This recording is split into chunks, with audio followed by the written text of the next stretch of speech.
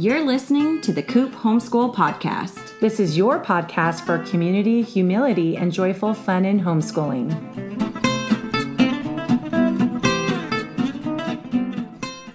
I'm Mandy. And I'm Jessica. And this is The Coop. Today we're talking about Halloween. Ooh, I wonder why we're dressed this way. I don't know. So if you're not watching, we suggest you do. This episode is fun. Yeah, it's very fun. Yeah, so what did you dress up as for Halloween? Well, can't you tell? I have my danglies, my dark short hair, and total makeup. You look familiar. And my red and black buffalo check because I love buffalo check. Yes, you do. And I'm you. I love it. I'm you. I'm Jessie. I've got Jessica. my blonde hair, though the texture is not perfect. No, I've got yeah. my blonde hair and my cap. And I've got my cool watch. It's a shark watch. It's so cool. So cool. And I've got my bracelet. Your jelly bracelets. My jellies. And then I've got my flannel. Yeah. Because I love flannel. Because I'm Mandy. You do love flannel. Mandy loves flannel. And guess that? I don't even have my ears pierced, and I have these huge danglies on my ears. Magic. It's totally inspiring. Yes, we're having a blast. Yeah, You can't tell. it's so fun. Sometimes the podcast is about us. Yeah. We try to offer you good things. I think it's always about us. That's true. If we weren't having fun, we couldn't do this. So if you've never tuned in to the actual YouTube version of our podcast, go to it. You'll get to know us a little bit better. We're just silly, goofy moms. Yeah. Who've been cracking ourselves up for the last 30 minutes I know. getting ready for this podcast. I know. It was like I was at a Mac counter. Yeah. It was like a slumber party. Yeah. Oh, totes. Totes my goats. Before we dive into our Halloween, we need to get some scoop on the Coop. Ooh. So we have a joint one. I do. Yeah. It's about our Coop group, our casual co-op, our cutie patooties. I know. I love it. We are about to have our first monthly meetup. Yeah. And our theme is a trip around the world. Yes. And so our first meetup is called Taking Flight. And the two of us are in charge of that event. We're co-planning that one. Yeah, and we're going to have a passport book and a donation project. Yeah. And what else? We're going to do so you said the passport book. We're going to do an obstacle course that I haven't even told you this. Surprise. They're going to take their passport photos as the beginning of their obstacle course. Oh, I love it. So we're going to have one of those cameras with the sticky pictures because then that's so cool. there's no gluing and cutting and any of that stuff. Yeah. You do it on the spot. Who has a camera with a sticky picture? I will find one. Okay. Yes, it's a plan. So, my mom has a Polaroid. Right. But it's not a sticky picture. I have a plan. I think I know somebody who has one, and I will With the just buy little the film and stickers. do all That's this so cool. stuff. Yeah. So then they can put their picture in their photo book. So that's event number 1 in the obstacle course. And I then, love they're going to have suitcases and backpacks, and they're going to have to juggle all these things in their arms and my run goodness. in and around cones and pretend that those are Why people. do I even do anything? Seriously, No, it's so fun. Your ideas are always like a step above mine. But At it's least. just different. A whole skyscraper. A whole skyscraper above mine. Well, this is my, dance teacher, Jessica. That's so cool. Stuff. I obstacle courses can be my jam. It's just a matter of how involved I'm going to be. Am I going to actually print out little people faces to put on my cones for them to go in and out of? That's cute. I don't know, but I could. Yeah. And so the idea is basically we're trying to just get them ready to travel. We wanted to have an educational moment to incorporate what it's like to travel internationally. Yeah. Most of these kids have not. And so it's really good information to kind of see how that will go and give them that opportunity. So I'm really excited for that, and it's going to be a super fun way to kick off. It's going to be so co-op. fun. I'm so excited. Yeah. But that's why I always have to pair up with you, though. It is like fun. you have all the extra ideas, Well, just different. Like that's what I come up with the fun. theme. You have great themes. I have and great ideas. themes. Yes, but I don't always have like the most creative way to implement it. It's just like, here's a fun theme. Right. Had you not talked about the passports and made me realize like that was an important aspect to teach about, my obstacle course would have been completely different. You know what I mean? Yeah. So it was totally being inspired off of each other, which makes it really fun. So I love it because I love what you're bringing to the table. So we're so cute. Let's By the talk way, Halloween. can I just tell you, Jessica is she's gorgeous as a brunette. Okay, we all know that. Oh, thanks. But she's super gorgeous as a blonde too. My mom has always told me to just go blonde, but I don't know. I mean, the curls don't really help you in an accurate picture, but, yeah. you know. Too bad I don't have my Dolly Parton wig anymore, because then we would truly know. Truly. Yeah. Yeah. It'd be obvious. I mean, yeah. we went so far as to wear wig caps under our wigs tonight. So I was not joking when I said you want to go see these pictures because we're just goofs. Yeah. It's so funny. Okay. You ready for Halloween? Let's do it. Okay. So Halloween is super important to plan ahead for. Oh, yes. Because there's lots of reasons to plan ahead, coming down to, do you even know what day of the week Halloween is? Yeah, I know, right? What are you going to be doing? Yeah. Does your kid want a custom-made Wonder Woman costume? Oh, That's wow. going to take weeks. Yeah. So it's really important to kind of game plan and figure out what kind of Halloweener you are. You know, are you just to go to Target a week before Halloween and call it good, let your kids pick? Totally fine.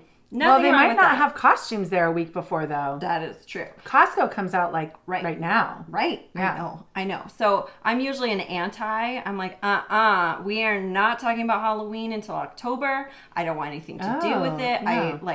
Summer is not over until September 21st. That's crazy.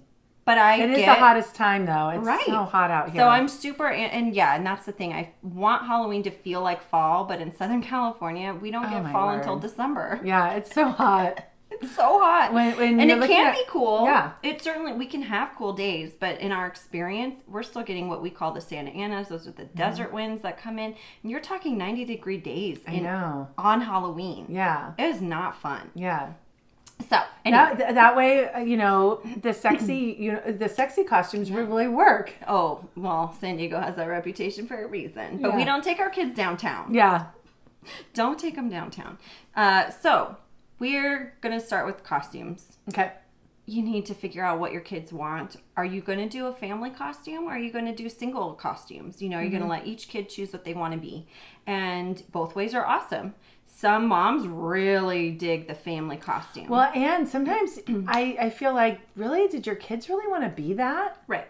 But whenever we've done a family costume, it's only because all three kids said, I want to do Harry Potter. Exactly. Or they all agreed. Or like the older two both wanted to do Toy Story. Right. And so then, because Toy Story 3 had come out, or they had just seen it. Yeah. And then the youngest one was like 2. So I was like, you can be a horse. You can be Bullseye, you know. Right. Okay. And then that was fine for her because she was little. And then, but yeah, I still don't even know what mine want to be this year. But if they all want to be the same, which the past 2 years they've all wanted to do Harry Potter, then that's easy for Marvis and me, because now we can do that too, and it's a full family. Exactly. So it's important to talk to your kids if you're giving them the option. You know, ask what they want to be and see if you can roll that into some type of, collaborative effort. Maybe you have a spouse who doesn't want to participate, or who will only do it if there's certain parameters met. So if it's important for your kids that everybody dresses up, the grown-ups included, then you have to help them find a commonality that will work for everybody. So costumes are important. They sell out fast. Yeah. Or, in my experience, my daughter wants something that's actually easier to make. She wanted to be She-Ra. And this was before the reboot of the series. So She-Ra, the old 80s version of the cartoon was what she and my husband used to watch. And so she said, she was like 6 or 5 years old, and said, I'm going to be She-Ra. So I couldn't find a She-Ra costume for a girl. There's only like adult women She-Ra costumes. So I actually called in favors with both my sister and my friend Gemma, and they both came to the rescue and made a She-Ra costume for her. Cool. So we utilized a white leotard we already had. We made a red cape and attached it to the shoulder straps. We used felt to make a really awesome headband that she still wears. That's so she cool. She still has it in her dress-up closet. But all of that took time and planning. So that I couldn't have pulled that together in a couple of days. And then my sister had a custom-made She-Ra sword done on Etsy. Oh, that's so cool. So there was a wood maker. So that's where the money went. So if you can spend about $20 to $30 on a costume, you can kind of decide where to put that money and then use other things. My son was Mickey Mouse one year, and I think it was actually for a themed birthday party. Sure. But all I did was, I think I put him in, he had a black and white tuxedo shirt. Right. And then I put him in red shorts. And then I took felt and covered his shoes with yellow felt.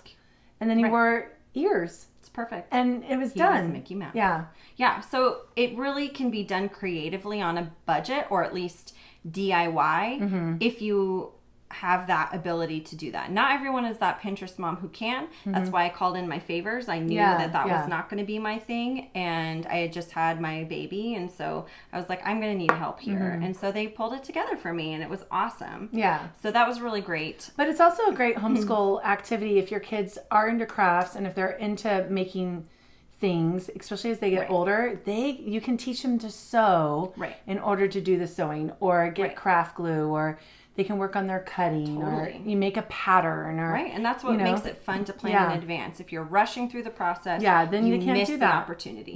Yeah. And then there was one year for sure where I think it was last year. My daughter was a dragon. She wanted to be a black dragon.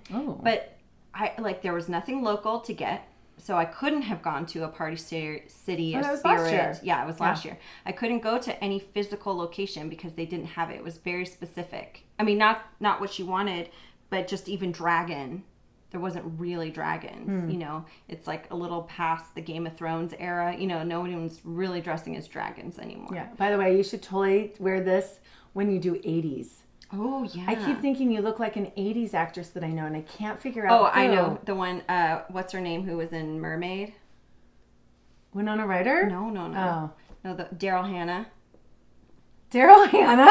Didn't you, like the... I could see that. Yeah. I could totally see that. No, but I don't look like Daryl Hannah, but... not Andrew Shue. What's her name? Andrea Shue? Oh, right. But someone like that. Yeah, like someone... Don't tell Mom. Yeah, like someone like that. Anyways, go ahead. Yes. So, I'm sorry. Dragons. So dragon costume. I knew this would be distracting for us too. We couldn't even get through a podcast if we were dressed as each other. It's so good. Okay, so the dragon costume, we had to look online. And some of them were slow shipping. Oh yeah, the delivery. You don't even know if they're going to get there on time. That happened with our bullseye. It was like a month long. I had to pay for a way more expensive bullseye to get it in on time. Exactly. Yeah. And so, your shipping alone could be a month if you're not careful with what you're getting. And so, we had to kind of have her compromise. Okay, you can't get your first choice dragon. You actually have to get your second choice dragon so that you have a costume. Well, and here's this sounds so silly that we're like devoting all this time to this. Right. But what's funny, what's important to note though is there's only so many Halloweens or this season that our kids have to be little. Right. And so we want them to have like these wonderful memories and these great experiences and not settle, because they're only picking their costumes for about 5 or 6 years, and then they're teenagers. Right. Yeah. My young teenage nieces and nephew, they definitely want to hang out with friends, so we went from trick-or-treating with them when my daughter was a baby, because they were little kids, to now she's old enough to actually participate in it, and they want to be with their friends, which is awesome. Yeah. And they should be there. But I know. It makes you realize what's coming, and so we're going to get down to group parties because there's also a way to do both. Let's do that. So anyway, so the costume is a big thing. You need to kind of be aware of that. And even someone as reluctant as me to start talking about Halloween in September, you really want to do it. Yeah. If you want to support your kids and help them have a really good time. It's a great time of year. Right. It's so fun, all the things you get to do. And so you got to work all that in too, the pumpkin patches. Totally. We have our podcast on fall traditions, so check that out. And we'll link it here. But whether you're making a certain food or going to pumpkin patches or, you have all that to work in too. Totally. Yeah, it's a lot. I mean, there's no time for school. Never. No. And then there's the events. Okay. So what are you doing for Halloween? Yeah. Is your family going to be gone? A lot of people camp for Halloween. Yeah. Mm-hmm. Whether they do that to avoid things or they do that because that's a tradition that they have. A lot of people camp that weekend. And so maybe that's your thing. So maybe costumes aren't a priority to you, but you need to reserve your spot. What are you doing? Well, and if you are doing costumes, think of camping. If it's dragging on the ground, that's not a costume you want to get. You want to get a costume that's going to be... Is it too cold to wear at night when you're camping? Totes, yeah.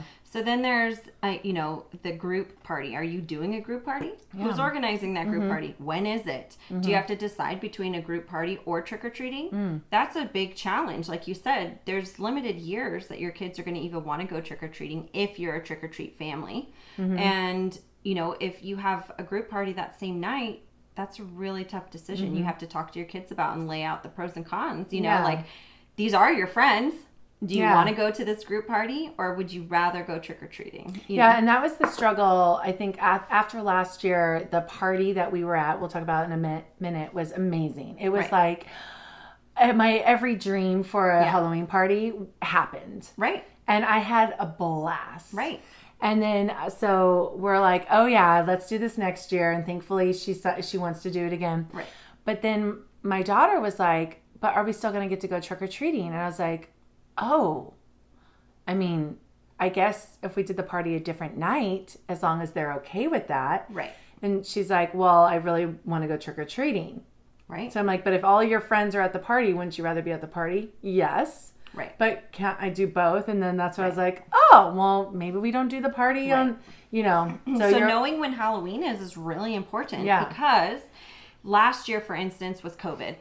There was no trick-or-treating. Yeah. So that was easy to help the kids decide to do this, And so that was a no-brainer. You're going to have a group party or nothing. There's nothing else to do. I mean, it was supposed to be camping. That got canceled, so then it was the group party. Exactly. Yeah. So that made it easy. And then, like you said, it was so fun. That's what I want to do. I would rather do that than take my kids trick-or-treating. It's making memories. Yeah. Right. It was super fun, and it was only people that you knew. You didn't have to, watch and, all that stuff. You had just the candy. Yeah, we probably had, 20 kids. Right. Yeah. So it was really great from a parent's perspective. However, they missed it last year, and they intentionally knew that they couldn't do it because of COVID. And who knows what's even going to happen this year?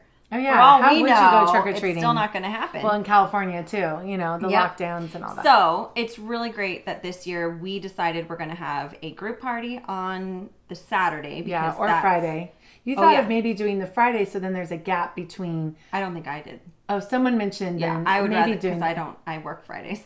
Oh. So personally, I don't want it on Friday. Okay, well, promote that at the planning. It's fine. Yeah. Yeah, but the Saturday is great. For me, it's more like the more the merrier. It's like Christmas. Let's do it all at the same time. Totes, yeah. When it's spread out. For me, it just is more like, you're going to do it again and again. It belabors the point. Yeah. But that's my personal feeling, and I am pretty good at once I'm told what I'm doing, I can do it. I'm not hosting it, so it is what it is. But it's nice that Halloween is a Sunday, and Sunday is not an opportune time to have a big group party at your house with everyone getting back to school and work the next day. Yeah. I think most people don't do big things like that on Sundays. Yeah. But trick-or-treating, you trick-or-treat whenever it's the 31st. So whether that's a Monday or a Sunday, it doesn't matter. So that makes it kind of easy this year to get both in. Yeah. But maybe you're not a person who wants to do both. So you have to figure out what you're doing and plan that. And so I'm going to insert another event in here. Yeah. It's Reformation. So some people who don't do Halloween because of church history, they do Reformation. And Reformation also happened when Martin Luther went and put a document on a door of a church and said how things should change. Right. And so they're celebrating that. And so a lot of churches, if they don't do a trunk or treat, they do a Reformation Day party. Right. And so we've been in family skits, but they don't actually do it on Halloween. They do it on a Wednesday night, but some do it on Halloween. So what's really neat is you have these options. You can go to different churches and do the trunk or treat. And ours had a trunk or treat as well at the same time. That's so cool. And the trunks were all decorated for Bible stories. That's so cool. You should totally come this next year. Yeah, that'd be fun.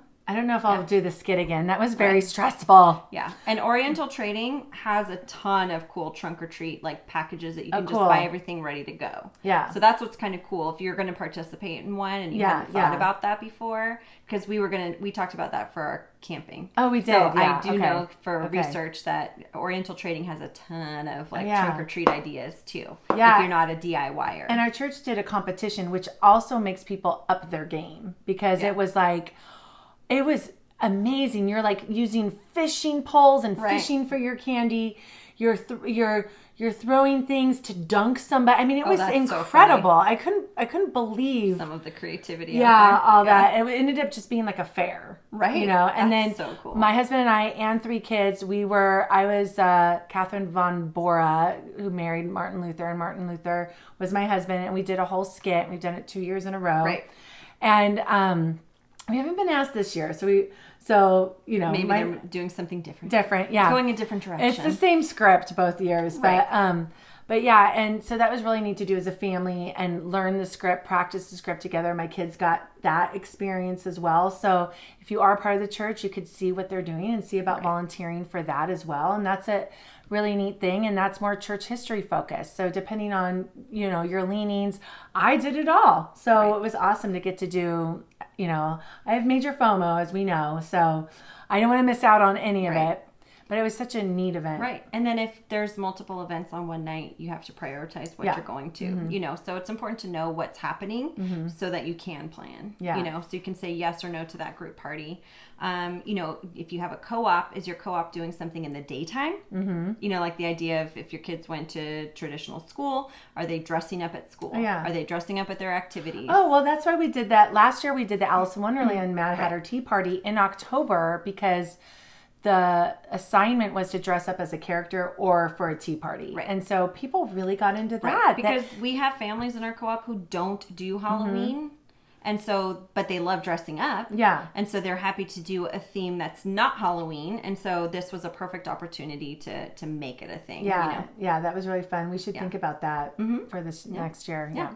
So, you know, if your co-op is doing something Halloween specific, you know, because they aren't the people you do a group party with, or they're not the people you go trick-or-treating with, you know, how are you organizing that? Are you having different costumes for different things? You know, sometimes the costumes aren't conducive to the activities your kids are going to. So do you have a backup costume? You know, like, what are you doing? Right. So these things can end up taking up a lot of your time and energy. You know, it's so funny. Fun. All the thinking that goes into these things. I know.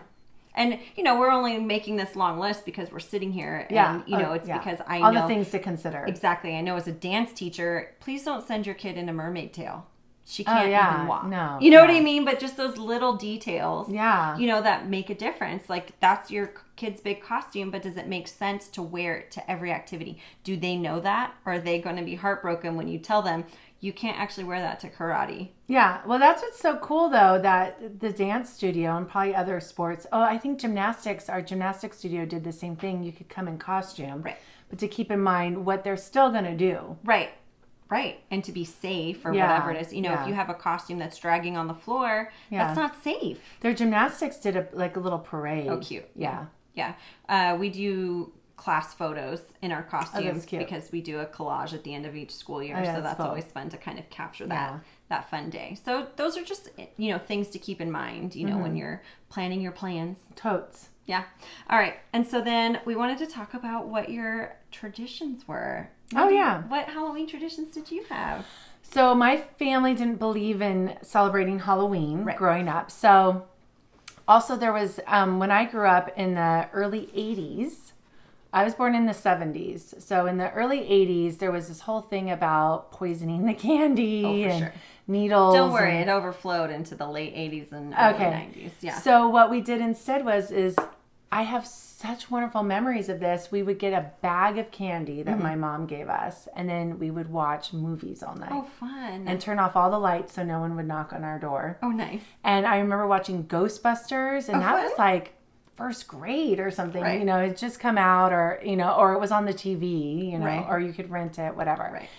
But, yeah, and I remember feeling it was still super special. And then finally I got to go trick-or-treating when I was, I don't know, in 5th grade, and I wore or 4th grade, I wore a ballet costume from 2 years prior that didn't really fit anymore, but I wore it because that's what we had. And I thought trick-or-treating was the most boring thing. Oh, funny. I'm like, I'd rather be back just eating. So I actually, since I'm a nonconformist, I didn't know this at the time. Right. But I actually asked one of the moms, because my mom didn't even come to it. Like, she just dropped me off to be with my friends. Oh, funny. And some of the moms that were there, I asked one mom to take me back to the house of the friend because I thought it was boring. I was done. I don't like this. Yeah. And, get me out of here. And it had rain, so I was stepping on snails. Oh my goodness, that's disgusting. And so they all kept going, and I went back to the house and hung out with the other moms that were there. Yep. And just looked at my candy, and I was perfectly happy doing that. You sound like a homeschool kid. I know. And I wasn't. Right. Yeah, so, and then I went one other time, and I dressed as a baby in a onesie. That's hilarious. Because it was easy to get a onesie. Right. We never did real costume. I never actually went out and bought a costume. When in 6th grade, my school, I switched from Christian school to public school. Well, Christian school didn't do anything Halloween. Right. But my public school did. Oh, it's big, yeah. So I was like, I don't know, but I'll be a clown. So I literally dressed as a clown and painted my face white. You did not. And wore the red nose. And then, oh my goodness, how uncool. How uncool was that? And then I realized it was super uncool. So that evening was the carnival. Like the schools put on a carnival. So I could walk to and from school. So I ran home. Like my parents were just like going to go see me there at night, you know. I ran home. I tried to wipe off all the, it was like zinc. Oh, no. Zinc makeup. Oh, and it takes so long. Yeah. You have to use oil to get that So then off. I dressed up as what we now called homeless people, but back then it was a hobo. Yeah. I dressed up as a hobo because I knew that would be way cooler. And then I ran back. Was your hobo really much cooler? Yeah, who knows? I don't even know. How did I have hobo clothes? Your thrift store clothes? Yeah, all my thrift store clothes that I thought was thrift stores and it was costume. Pre your thrift store. Yeah, anyway, so that was basically it. I didn't Did you have anything that you have from your childhood that you carry over into what you do with your kids? I do like doing the spooky movies. That's fun. So last year, you couldn't come. Right. We invited you guys and then our friends up the street to come over and watched... we watched Hocus Pocus and popped popcorn, and it was that's my memory of Halloween. Yeah. And then it was so funny in Hocus Pocus, they actually look at a traditional high school, and they're like, "What is this place?" And they're like, "It's a prison for kids." Whoa, I was interesting. Like, sitting with another homeschool, my homeschool friend, and we were like, "Oh, that's hilarious!" Right. Little did you know that that's what set you up for homeschooling was watching Hocus Pocus in the 90s. Yeah. So that's awesome. Yeah.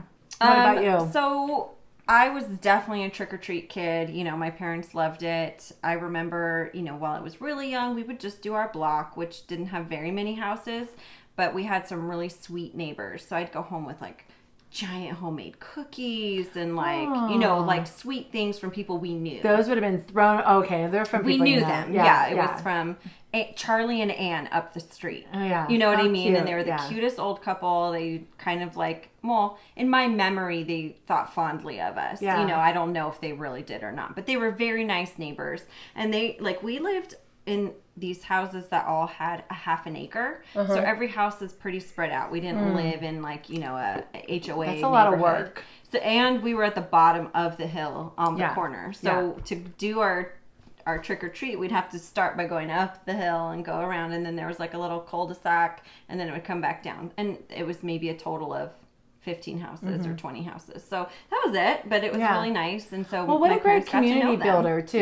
You see all your neighbors. Nowadays everyone drives to a good neighborhood, quote unquote, But back then, that's so neat. You get to see late the kids 80s, in your early neighborhood. 90s. Yeah. Well, we were really the only kids in our neighborhood. So that was why, Charlie and Ann had just a couple of homemade bags of cookies because we'd be one of only a few kids who would go because the other kids up the street, they didn't do Halloween. Yeah. So there really wasn't that many of us, but it was just really thoughtful that she thought about that. And we were definitely not a destination neighborhood. No one came to our neighborhood. I don't think did they even have that back then? People didn't know about destination But just a couple of years later, my parents took us to different neighborhoods. So, I mean, it wasn't that much time later, but, I don't know. But it is more an experience when you go to the destination neighborhoods because they go all out, just like the Christmas, the candy cane lanes of the world, Yeah, so my dad one of his big things was always drives. He likes to go on drives because that was part of his job. He was a service technician, so he drove to people's homes. So he'd know the best neighborhoods for finding Christmas lights or Halloween. Yeah, he'd see all that. So for Halloween, he would take us to the cool places that had fun decorations, and whether we trick-or-treated or not, I don't know. But I just have an issue.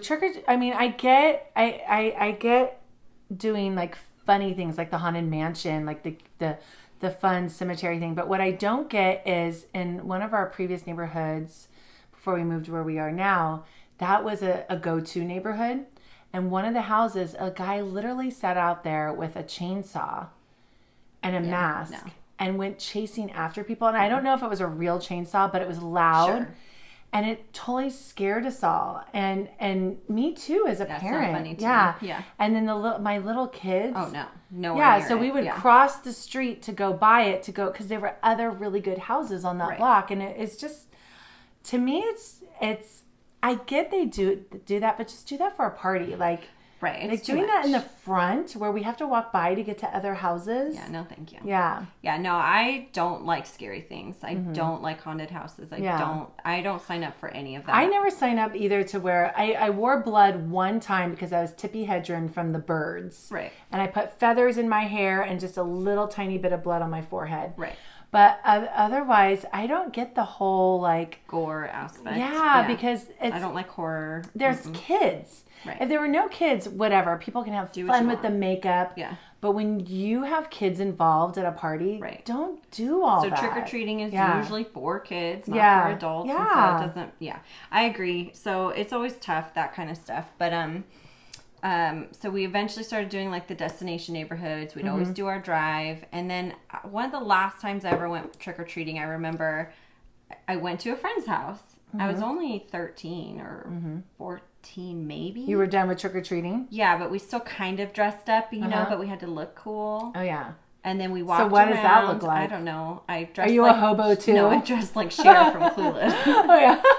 Oh, cute. Or a Spice Girl or something, So I was already starting with the whole, like, you got to look cute, which I totally don't want my daughter to buy into, right? But I remember being that girl already. Yeah, you could be like me and wear the onesie. Right.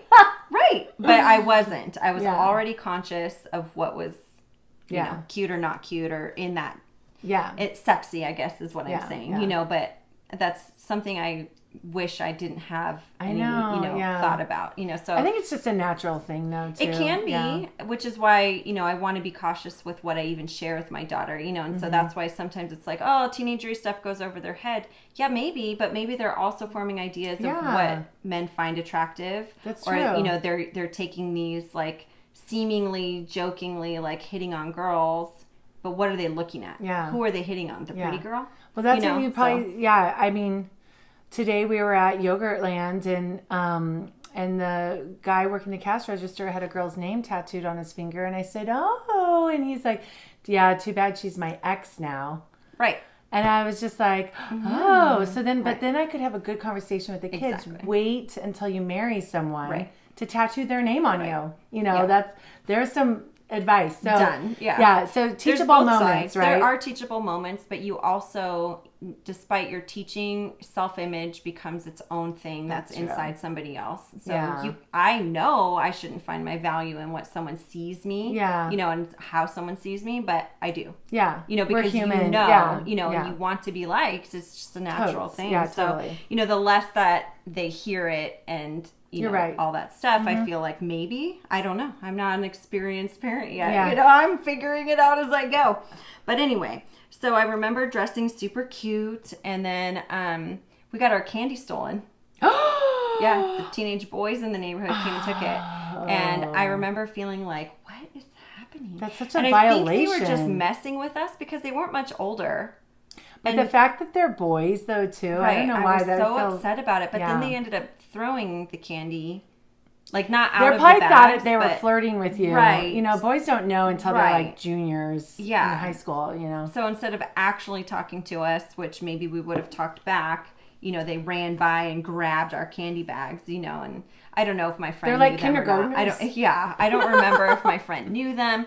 But anyway, that was the last of my trick-or-treating. But I don't really have fond memories of it. That's just what we did. Yeah. And then as I got older, we actually started going out to the desert and camping intentionally over Halloween. So it kind of depended, because in the desert, they would celebrate Halloween on the weekend. Mm-hmm. Whether it fell that night or not, because that's when people could get there. Yeah. So there's a slot canyon in the desert, the local desert that we go to, and you can drive it. And then they had like scary things in it. You know, there's a person waiting around a corner. So as you're driving it in your off-road vehicle, going side to side, I'm doing a winding hand here that you can't see. We like to talk with our hands. Yes, a lot. So anyway, there was like things across the canyon. So as you'd go under it, there would be like a bat flying across. You know, like people really went all out. It's like us, right? Yeah. People really went all out to dress it up and stuff. There was a haunted house that you could go to, but I didn't go through it. Well, because you don't like scary things. Right, I don't like scary things. And then there's what we called a poker run. So you buy in at the starting point, and then you go to the different checkpoints on this poker run, and at each stop you get a card. And so by the end, if you've hit every checkpoint, you get a hand. And then when you get in, you turn in your hand, and whoever has the best hand of the night gets the winnings. That's so cool. I love that. But you camped isolated from all these people, so you kind of had to hang out long enough to figure out who got the hand, or the organizers just figured they asked you where you were camping, and maybe I don't remember. But anyway, it was just called a poker run, and so we go with our group of friends who went out there. That's a neat idea, even just to do the way our party was last year. Like when our kids are older, like in high school, that'd be really fun. Right. So that was one big one for me personally. I actually love that memory more. Mm-hmm. So then, well, you know what I loved? Yeah. I would go to Knott's Scary Farm. It's an amusement park in Southern California, and I would go there. I didn't care to watch the hanging of Freddy the Nightmare guy or whatever. I didn't care to watch that stuff, but it was fun because everything was spooky and decorated differently. Yeah, so I didn't go there on Halloween though, but I did like that. Yeah. So let's segue into our favorite things about Halloween. So I think coming off the camping, I want to say that first. We actually, as we were trying to cope with COVID last year and figure out what we could do with our group for Halloween or something, because we knew we couldn't go trick-or-treating, we came up with camping, and I was so excited about it again because like that was my thing, you know, and so I love the idea of it, of making a little trail for the kids to go on, you know. So cute. And so that was super exciting. And then the state park we were going to go to had stricter rules. Yeah, you can actually commingle. Yeah, and we even drove up there. We had reservations. Yeah, we did a whole podcast there at the campsite. Our car podcast, Feeling in the Car episode. We were up there scoping it out. We had the sites already rented, and we were like, these are perfect. You know, so and so can be here. We'll be there. You know, but anyway, it was really disappointing at first, but then we pivoted. Yeah. And one of our good friends, pivot. And one of our good friends volunteered her house. Yeah. And she went all in. I know. It was amazing. Yeah.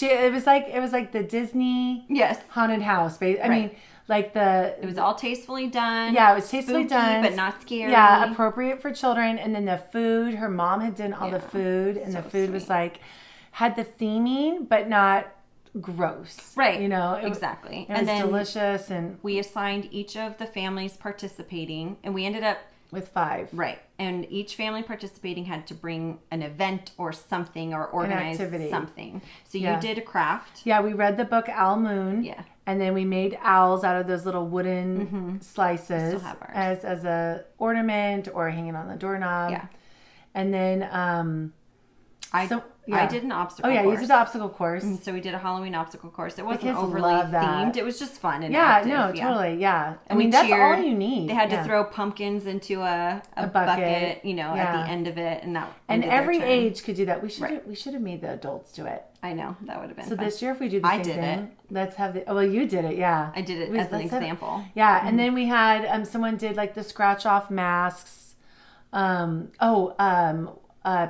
Decorating their own pumpkins with stickers, little small pumpkins with, you know, the medium size, with stickers and gems and things like that. We had a candy cannon. So one family built it, and then the host family had an air compressor, and so you just fill it, and then, you know, you let the air fill up in the tube, and then you release it so that it'll blast out this candy. The kids love that. It was fun. Yeah. So that was super exciting. Oh, yeah. And then we asked everyone for when it was dark to after dinner to bring their glow stuff. So I had the light up rings that flash and whatever. Other people bought a bunch of glow stuff and glow crowns. I got a kit from Oriental Trading that had a bunch of cool things. There was glow wands, I think. All the things. And glasses. Then one of my favorite times of the night was I covered myself in all the unused stuff, like the glasses and the everything. And I put on a little dance show. A self-rave. Yeah. It was amazing, if I we have dare video say. Evidence of that. Yeah. And you never got back to me on Marco Polo, but my request to Jessica was that she teach a couple of us adults to do choreograph a dance wearing glow stuff. We can do a flash mob while we're there. Yeah. But they won't even know it's happening. Yeah, the adults. And that'd be fun for the kids. Like, even just as moms, you know. It would be hilarious. So, spoiler alert. Yeah. We should have the glow stuff under something. Oh, yeah, totally. You know, and turn off the lights and then have the music start. Well, we don't have to turn off the lights. It'll be dark. Oh, that's true. Yeah. Well, I mean, there was definitely lights where you're watching the movie and stuff. But yeah. Like if we have everybody come out where like in the driveway. Like in the driveway. Yeah. But it would be more like a flash mob. You know, they wouldn't know that we're doing something necessarily, and then you sign up. But then what if everyone's? What if someone's husband's on the toilet? Right. Then they're gonna miss it. That's true. Well, maybe so we need to say we have a presentation. Yeah, I guess we have a presentation. No flash mob. Fine. No, it's fine. That'd be so cute. Yeah. So I'll put together a little dance. Yeah. Even a 1 minute. The entire choreography of Thriller once. Oh yeah. Oh, let's do that. But maybe we just do a little snippet. Yeah, of Thriller. like a 1 minute. Yeah. 1 minute. Yeah. Like I can do this. I'm doing the beat wave, it. the body I'm roll. doing the It's the wrong one, but it'll do. Beat it. Yeah. Because I the monster walk. I performed Beat It for my ASB my senior year for ASB camp, Associated Student Body. Somewhere I have all the choreography written down in a notebook. Oh yeah, so we should do that. And then how fun if we set up like one night for the moms to get together to learn this dance. Yeah. It won't be productive. We'll all just be laughing the whole time. Yeah, that'll be fun. Awesome. Yeah, that'll be awesome. So, okay. That's, you're hearing us plan as we go. Yeah. But, so last year, the multifamily party ended up being a lot of fun. It was so fun. And we did a movie outside. Yeah, they trick-or-treated. So every family picked an area in a loop that we made around the house. Mm-hmm. And then we handed out whatever candy. The moms stood there, And then they went around a couple times. Yeah. And since our friend lives on 3.5 acres, she's able to kind of space it out. So they actually did run from place to place. And I don't know, 2 or 3 times they went through? At least 2. Yeah. Yeah. So that was really fun. Yeah. So the dads I think that most of the dads ended up taking the kids around. And then I stood in a spot. I stood in a spot. Yeah, I think all the moms stood in spots. Yeah. So that was really fun. And then, they watched a movie outside. Yeah. With like popcorn and the adults sat around the fire. And then we hit our 1,000 followers in that moment. Yeah, exactly. That was really cool. On Instagram, check us out on Instagram. Yeah, so we took our picture with our glow glasses on. Oh, yeah, that was cute. Yeah, that was fun. So then we, the year before that, we actually organized a dining in the dark for co-op. That was super fun. We have a blog all about that. And we talk about the foods to do, what to call the foods, like unicorn poop and cloud vomit or something, whatever. And everyone just had to bring their own, sleep mask or blindfold. We had extras there. Yeah. And we had 2 sets of like 20 people. Yeah. So we had like 40 people there, adults and kids, and we mixed them up because it's fun for kids to see their adults. And you and me planned the whole thing. Yeah, we did it all. We did potluck. We did Guess What's Gross. Yeah. Stick your hand in boxes. Yeah. We did, you did your dice game. Yeah, they rolled the dice and they had to, there was an action and, something like that. So they had to howl like a wolf and hop 5 times or, something like that, cool. And then we had some craft tables. I don't remember what those were. Oh, we had decorate cookies and don't ever use black icing. Don't use black frosting for cookies because it was in their teeth. It was disgusting. It doesn't look good. Yeah. And then we did a parade. Although by this, when you do it at night, a lot of their capes and stuff come off. But I had these little light up rings for them, the same ones I used at, and the little 3 or 4-year-old at the time was like, "Do we get to keep these?" It was like the highlight. Yeah, like that was and it's that took a minute, but the whole night was probably like 4 hours long. Right. I had a Halloween playlist. Yeah, I think we linked it in the Dining in the Dark blog. Yeah, so go check out the Dining in the Dark blog. It'll be linked to this on this page. and you could totally create your own, and it's really fun. Yeah. That's definitely a highlight party. It's really a family event. And then that particular year... Oh, and everyone dressed up. Right. Even the adults. Yep. Yeah. In that particular year, the party was not a Halloween-specific night. Oh, yeah. It was just sometime in October, and we didn't want to call it a Halloween party or anything like that, so those who don't celebrate Halloween could still come and just know they're dressing up and doing We tried to balance the things. You know, there was definitely Halloween-y aspects to it, but it wasn't specifically Halloween. Yeah. And then, so we tried to do the camping. So the camping would have been a great idea. Yeah, you know, it would have been the same as that family, as that party. Exactly. Yeah. So you would have gone from campsite to campsite. Yeah, and the campsites were supposed to decorate themselves a certain theme. So group camping was, you know, that's always a great idea. Yeah. I still would love to do that in the future, especially now that as the years go by, you know, Halloween's going to get into the middle of the week again. Yeah. So now it'll be safe to do a weekend and not feel like you're getting home, because we did discuss camping this year, but then if there were families that wanted to trick or treat, we'd be getting home from camping just to go and have to trick or treat. So probably next year. Too much. Yeah. And then the year before the dining in the dark, no, it was the same year. The same year. On Halloween Day, our two families. Yeah. So your family had already decided that they were going to do... Your kids wanted to be the Harry Potter characters. And I was going to do a Harry Potter themed day because they were reading Harry Potter that year. Marcus was reading them out loud. And then I said, oh, girl. Yeah. Harry Potter themed days I have are my this jam. covered. This is what I do. I have bins of Harry Potter stuff. So then I was like, then why don't you come over? Right. We asked the dads to take off work. Yeah, they did. So they took Marcus off and Jake took a day off of work. We all dressed as teachers from Hogwarts. Yeah. So you were McGonagall. Yeah. I was Trelawney with this wig, in fact. Yeah. But it was poofy, and I had the glasses. This is your third time wearing that wig, girl. That's hilarious. Yeah. And then Jake was Snape. Mm-hmm. He was a good Snape. He was a good Snape. And then Marcus was a Dementor. Oh, he wasn't a teacher. Yeah, but he was just easiest. That's what the kids wanted him to be. The kids wanted him to be that, and he didn't fight it because it was literally just a black cape with a hood. That's true. Whereas I was like, oh, you should have done Gandalf. He's like, well, I didn't want to pay $80 for a thing, and they didn't care to have me be Gandalf. Right. Or not Gandalf. What's his name? Dumbledore. Dumbledore. I was like thinking you were repurposing a costume. That's so funny. No, I do that every time. The kids always have to correct me because I'm always like, oh, where's Gandalf? Like, no, it's Dumbledore. That's so funny. Yes. So that was really fun. We had a scavenger hunt, and we had a potions class. What did I do? The wands. Yeah. Oh, I even got... the slime with the magnetic, the troll bogies. I had them take their Patronus test in advance. Oh, yeah. They were all sorted into houses. Yeah. We decorated their books, but I had it all custom for each kid. That was really nice. Kid had a book. They made their own, cardstock paper ties. Oh, yeah. They did all kinds of things. Yeah, it was really fun. It was super fantastic. And then you did, since you were Trelawney, you did a reading of their teacups. Yeah, we did divinations. Yeah. And then Jake was Snape, so he did a potions class. Yeah. And then they each had their own little cauldron that the stuff bubbled out. And, right.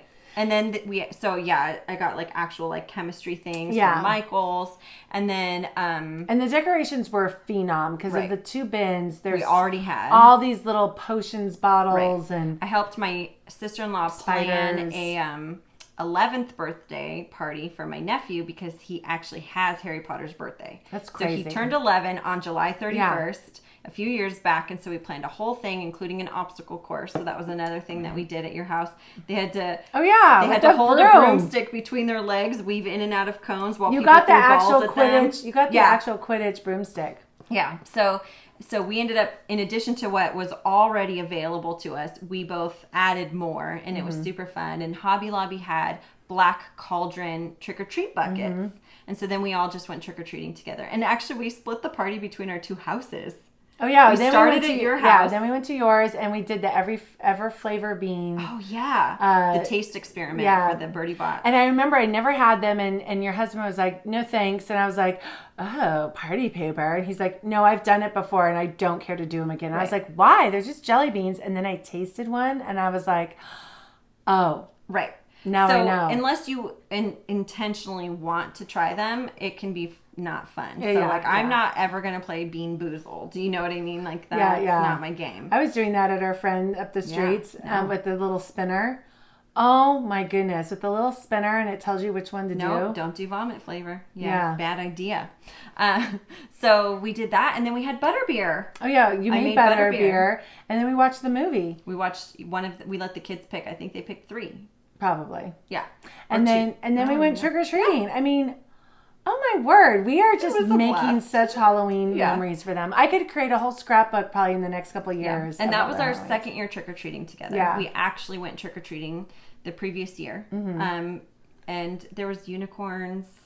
Oh, yeah. Augie was a little pumpkin. We went out to dinner ahead of time because for me, the food is what matters. Yeah. So we met at Cheesecake Factory, and I like people to see us in costumes. Right. And the husbands were working. So they met us there. And that's when we were just barely knew we were each getting other. to be friends. And but it ended up being a blast. That was when we realized that the guys really did get along. Oh, totally. That they enjoy each other. We could be friends. Oh, totally. Yeah. So that was really fun. So that was our first year trick-or-treating together. And it worked out really well. It was really fun. And we came back to my house afterwards, I think, to go through the candy. Mm-hmm. Yeah, it was fun. Super fun. So those are just some of our favorite things. And, I look forward to all the new things that can happen. But, planning it can bring such awesome memories. So, we just want to help you be inspired to plan your Halloween in mid-September. Oh, yeah. And make it, you can make it an educational experience. You can make it a memorable experience, a family experience, a co-op experience, set some goals, and it could be pretty awesome. Totally. Okay. So now it's time for the Coop Q&A, where we answer your questions. You're Jessie. You get to say about this time. Oh, yeah. If you have a question you want us to answer, head over to the podcast page on our website, thecoophomeschool.com, or email us at mamahens@thecoophomeschool.com. Jessie, what's our question? The question is, how do you store your child's work? I'll tell you where it goes. Where? It's a bin called trash. Oh, I like it. No, obviously there's some amount of record keeping. If you're like us and you're with a public charter, then, we submit that work to the teacher and the public school holds our records, but I still actually like to have some level of record in case I ever independently get audited or whatever. I want to make sure that I can prove that I am educating my child. So, do you need to go past the year, or do you just need to keep it for that year, you think? Oh, I have just minimal things going backwards, so I can just have a history of, oh no, we've been homeschooling since she was, preschool. I've been throwing away their math workbooks. The Matthew C books are so thick, so I'm always happy to throw those away. Because for submitting my work, I actually tear it out to scan it. So then I just keep that in its own. I just take a picture of it. So you just showed me today this really cool expandable file you got. It's the perfect thing to keep it in. Oh. Because you can fit a whole bunch in there. You can organize it by maybe calendar year since you have 3 kids rather than by child. Yeah. And so by calendar year, you can just have it paper clipped. One sample from each subject is probably sufficient to keep for a long term. But our charter school keeps that. So if you have a charter school, but if they lose their charter and go under and then all of it, I don't know. I have nightmares about CPS coming to me and being like, prove this. Well, I used to keep my favorite things and their favorite things because it was fun for them to go through it in binders. So we had slip sheets, the protective sheets, and we'd slip them in. And they loved when they were 6 and 7, they'd go back and look at their age 3, 4, and 5 and flip through it. But now I'm like, okay, this workbook is done, toss. Right. But just tearing out one page. That's all you need. Yeah. So I do recommend knowing what you should be keeping. But like you said, we're with a public charter and there will always be evidence that we were enrolled with a public charter, even if it no longer exists. Okay. So if it goes under and they can't show our work because no one's there to do that, there's no infrastructure anymore. And they have grades. They give us grades. Yeah. So there's records that show that they were educated through the system. So I'm not overly worried necessarily, but I'm just a panicker in that way. But yeah, if you're, especially with a private school affidavit or just on your own independently and a social worker shows up to your door or the school district. Don't talk to them. Yeah. Don't let them in your house. Don't let them see your house. But B, if you do find yourself in a situation where you need to show evidence of educating, you're going to want to make sure you have that. So the hslda.org is an amazing resource. You should absolutely have that bookmarked if you don't already. And know what you need to have for your state for homeschooling records. And they have great suggestions. But the literal storage of it can be however you want. You can store it digitally. You know, use a hard drive that you store only for your kids' stuff. You can literally take pictures of it and put it on a hard drive. What people like, or what our state at least likes, is they want to see the kid's name written in their own writing. Right. Like, you can have as many samples as you want, but if their name was never written on it, then it won't count. So you need to make sure they write it in their own handwriting, their first and last name, and the date. Yeah. So, I would suggest, deciding what means of storage you prefer. Do you like paper storage or do you like that?